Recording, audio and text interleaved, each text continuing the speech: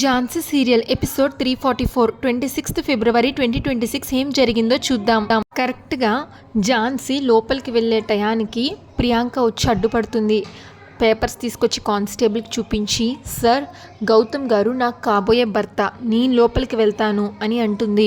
అప్పుడు ఆ constable, madam 10 మినిట్సే time ఉంది, ఒక్కరిని లోపలికి పంపించడమే కష్టం, ఇప్పుడు ఇద్దరిని అంటే కష్టం అని అంటాడు. మీ ఇద్దరిలో ఎవరు వెళ్ళి మాట్లాడతారో మీరే డిసైడ్ అవ్వండి అని అంటాడు. ఝాన్సీ ప్రియాంకని రిక్వెస్ట్ చేస్తుంది. ప్రియాంక, నేను కొన్ని లీగల్ విషయాలు మాట్లాడాలి. గౌతమ్ గారు జైలుకి వచ్చిన తర్వాత నేను ఒక్కసారి కూడా మాట్లాడలేదు. అప్పుడు ప్రియాంక, నేను కూడా కలవలేదు ఝాన్సీ, నేను కూడా మా పర్సనల్ విషయాలు మాట్లాడాలి అని అంటుంది.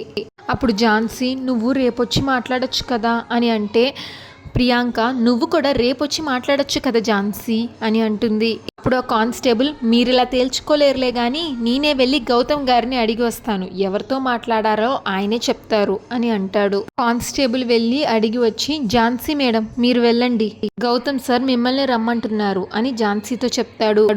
ఇంకా ఝాన్సీ లోపలికి వెళ్ళబోతుంటే ప్రియాంక, ఆగు, నేనొచ్చానని చెప్పారా అని అడుగుతుంది. ప్రియాంక, చెప్పాను మేడం, అంటే ఏమని చెప్పారు అని అడిగితే, సార్ మీకోసం లాయర్ మేడం, మీ కాబోయే భార్య మేడం వచ్చారు అని చెప్పాను. భార్య మేడం ఏంటి విచిత్రంగా, అయినా ముందు నా పేరు చెప్పాలి కదా. అప్పుడు కానిస్టేబుల్, ముందు లాయర్ మేడం వచ్చారు కదా అంటే, ప్రియాంక, ముందు ఎవరు వచ్చారని కాదు, ఎవరికి ప్రయారిటీ ఇవ్వాలి అనేది తెలుసుకోండి. అప్పుడు కానిస్టేబుల్, సరే మేడం, ప్రస్తుతానికైతే గౌతమ్ సార్ ఆ లాయర్ మేడాన్ని లోపలికి రమ్మంటున్నారు అని అంటాడు. ఝాన్సీ, ప్రియాంక, నేను వెళ్ళి గౌతమ్ గారితో నువ్వు వచ్చావని చెప్తాను అని అంటుంది. ప్రియాంక హర్ట్ అయ్యి అక్కడి నుంచి వెళ్ళిపోతుంది తలదించుకొని. ఝాన్సీ లోపలికి వెళ్ళే టైంకి దీపక్ బయటికి వస్తాడు. ఇద్దరు ఒకరిని ఒకళ్ళు చూసుకోరు, వెళ్ళిపోతారు. ఝాన్సీని చూడంగానే గౌతమ్ ఆ గ్రిల్స్ మీద చేయి పెడతాడు. ఝాన్సీ కూడా గౌతమ్ చేయిని పట్టుకోపోతుంది కానీ ఒక్కసారిగా ఆగిపోతుంది. ఎలా ఉన్నారు గౌతమ్ గారు అని అడుగుతుంది. అప్పుడు గౌతమ్, నువ్వు వస్తావని ఎదురు చూస్తూ నీ కోసం వెయిట్ చేసి 2 రోజులైంది కదా, కానీ నాకు మాత్రం 2 యుగాలైనట్టు అనిపిస్తుంది అని అంటాడు. అయినా నాకు ఇది పెద్ద శిక్షలాగా ఏం అనిపించట్లేదు, వీళ్ళు నన్ను ఈ 4 గోడల మధ్య బంధించారు, కానీ నువ్వు నా మనసుని ఎప్పుడో బంధించేస్తావు కదా అని అంటాడు గౌతమ్. నా మనసుకి జీవిత ఖైదు విధించావు కదా అని గౌతమ్ అంటే, ఝాన్సీ ఇంకా అని అంటే గౌతమ్, ఏ శిక్ష అయినా సరే నా ప్రేమ ఆగదు, నదీ ప్రవాహంలాగా ప్రవహిస్తూనే ఉంటుంది అని అంటాడు. అప్పుడు ఝాన్సీ, జైలు నీళ్లు బాగానే పడినట్టున్నాయి, మాటలు బాగానే వస్తున్నాయి అని అంటుంది. గౌతమ్, కొంపదీసి ఇక్కడే ఉండిపోమంటావా ఏంటి, నా వల్ల అయితే కాదు, నువ్వు లేకుండా నేనుండలేను అంటాడు.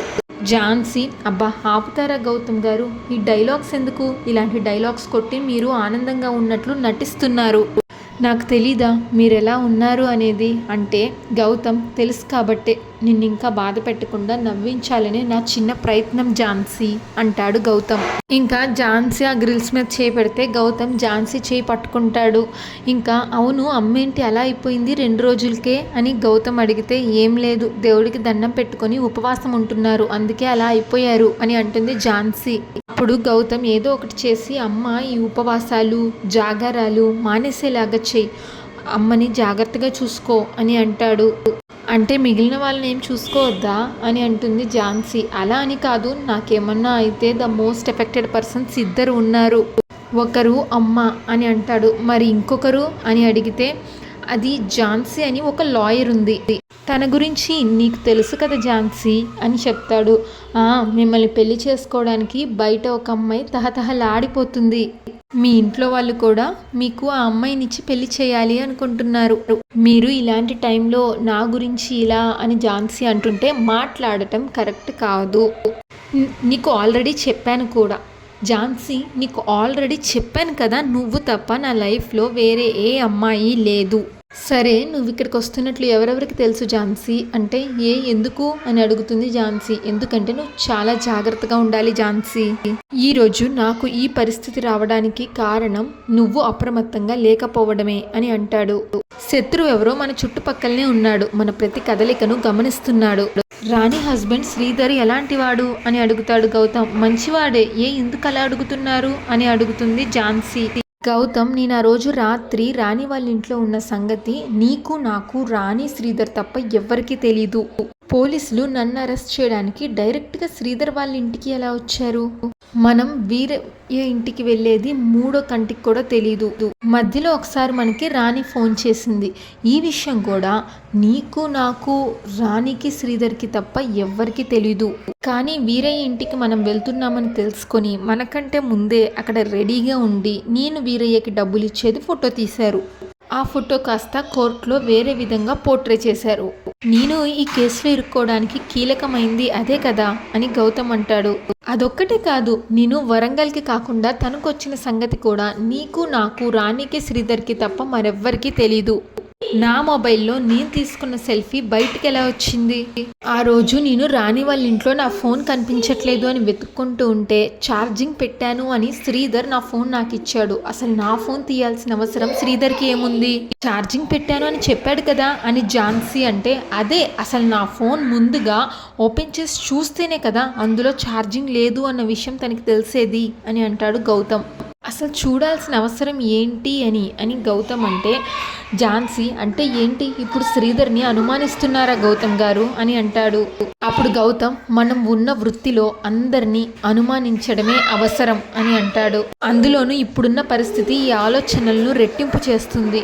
ఎందుకైనా మంచిది నువ్వు జాగ్రత్తగా ఉండు, నేను కూడా బయట లేను, నువ్వు ఒక్కదానివే ఉన్నావు కాబట్టి హెచ్చరిస్తున్నాను అని అంటాడు గౌతమ్. శ్రీధర్ మీద ఒక కన్నేసించు, శ్రీధర్ అయ్యుండకపోవచ్చు కానీ ఎవరైనా మనకి బాగా దగ్గరైన వాళ్ళు కావాల్సిన వాళ్ళు ఇలా చేసి ఉండొచ్చు అని అంటాడు గౌతమ్. వారికి మన ప్రతి కదలిక తెలుస్తుంది, సో బీ కేర్ఫుల్ ఝాన్సీ అని అంటాడు గౌతమ్. ఇంకా వెనకాల నుంచి కానిస్టేబుల్ మేడం మీకు ఇచ్చిన టైం అయిపోయింది, త్వరగా వెళ్ళండి అని అంటాడు.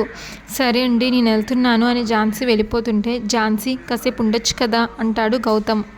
అప్పుడు ఝాన్సీ టైం అయిపోయింది కదా గౌతమ్ గారు, టైం అయిపోతే ఎవరైనా వెళ్ళిపోవలసిందే అని అంటుంది. అది జైల్లో అయినా జీవితంలో అయినా అని ఝాన్సీ అంటే, కానిస్టేబుల్ మేడం మీకే చెప్పేది, త్వరగా వెళ్ళండి సార్, మీరు లోపలికి రండి సార్ అని అంటాడు కానిస్టేబుల్. గౌతమ్ మీకు కూడా ఒంటరితనం బాగా వంటబట్టినట్టుంది, డైలాగ్స్ బాగా వస్తున్నాయి అని అంటాడు. ఇంకా గౌతమ్ ఝాన్సీతో, ఝాన్సీ నిజంగా జైలు జీవితం నరకం అని తెలియడానికి ఇదొక ఉదాహరణ, అయిన వాళ్ళని ఆప్యాయంగా హగ్ చేసుకునే అవకాశం కూడా ఉండదు. ఓకే బాయ్ గౌతమ్ గారు అని ఝాన్సీ వచ్చేస్తుంది. ఇంకా ఝాన్సీ బయటకు వచ్చాక ఆలోచిస్తుంది, నిజంగా గౌతమ్ గారు చెప్పినట్లు ఇదంతా శ్రీధరే చేసుంటాడా? కానీ నాకు తెలిసినంత వరకు శ్రీధర్ అలాంటి వాడు కాదు. కానీ గౌతమ్ గారి మాటల ప్రకారం చూస్తుంటే శ్రీధర్ని నమ్మాలో లేదో కూడా అర్థం కావట్లేదు అనుకొని వెళ్ళిపోతుంది. ఇంకా శ్రీధర్కి వరప్రసాద్ ఫోన్ చేస్తాడు. అప్పుడు శ్రీధర్ సారేంటి నాకు ఫోన్ చేస్తున్నారు, ఈ టైంలో ఎప్పుడు ఫోన్ చెయ్యరే అనుకుంటాడు. శ్రీధర్ వరప్రసాద్తో ఏదో ఫోన్లో మాట్లాడతాడు కానీ అదంతా మనకి వినిపించదు, సంథింగ్ ఏదో మ్యూజిక్ ప్లే అవుతుంది. ఇంకా పోలీస్ స్టేషన్లో గౌతమ్ని ఇంకో ఖైదీ, రాణిని చంపడానికి చూసిన ఖైదీ ర్యాగింగ్ చేయడానికి ట్రై చేస్తాడు. హే చికిడా అరే షటప్ దేక్ మేరా బాయ్ దేక్ అని ఏదేదో మాట్లాడుతూ ఉంటాడు అతను. ఇంకా వేరే ఖైదీలకు సైగ చేస్తే వాళ్ళందరూ గౌతమ్ని చుట్టుముడతారు, ఎటు వెళ్ళనీయకుండా దారివ్వరు. ఇంకా ఎటు దారివ్వకపోయేసరికి ఆ ఖైదీ వైపు తిరిగితే, అరే నా వైపు భలే తిరిగావే, నాకు తెలుసు నువ్వు అటు తిరిగి ఇటు తిరిగి ఎటు దారి లేక చివరికి నా వైపే తిరుగుతావని అని అంటాడు ఆ రౌడీ.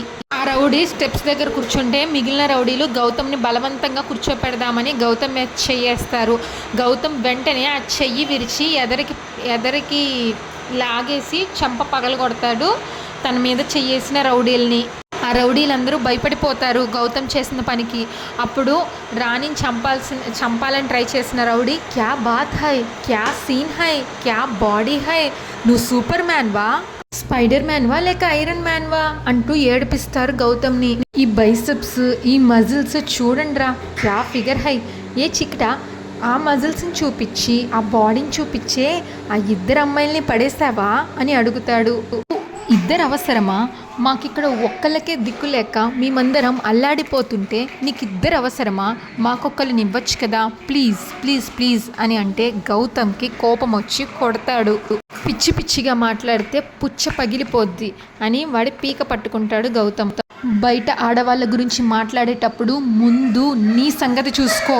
మాయల పకీర్ ప్రాణం చిలకలో ఉన్నట్లు నీ ప్రాణం చాటర్గట్ దగ్గర సందులో ఉంది అని నాకు తెలుసు అని అంటాడు గౌతమ్. నేనొక్క సైగ చేస్తే నీ చిలక రాత్రికి రాత్రి ఏ కేసులో అయినా ఇరికించగలను, అదే మేరీని అని అంటాడు గౌతమ్. తను కూడా నీలాగే ఊచలు లెక్క పెడుతూ ఉంటే నీ పిల్లాడి పరిస్థితి ఏమవుతుందో ముందు అది ఊహించుకో. నేను లోపలున్నా కూడా పోలీసే, నువ్వు బయట ఉన్నా కూడా దొంగే అని చెప్తాడు గౌతమ్. లోపలేయమంటావా నీ చిలకని, లేదా డైరెక్ట్గా లేపేయమంటావా అని అడుగుతాడు గౌతమ్. ఇంకా గౌతమ్ అక్కడి నుంచి వెళ్ళిపోతాడు. మిగిలిన రౌడీలు వెంట పడతారు కొడదామని, కానీ సైగ చేస్తాడు వద్దు రే అని.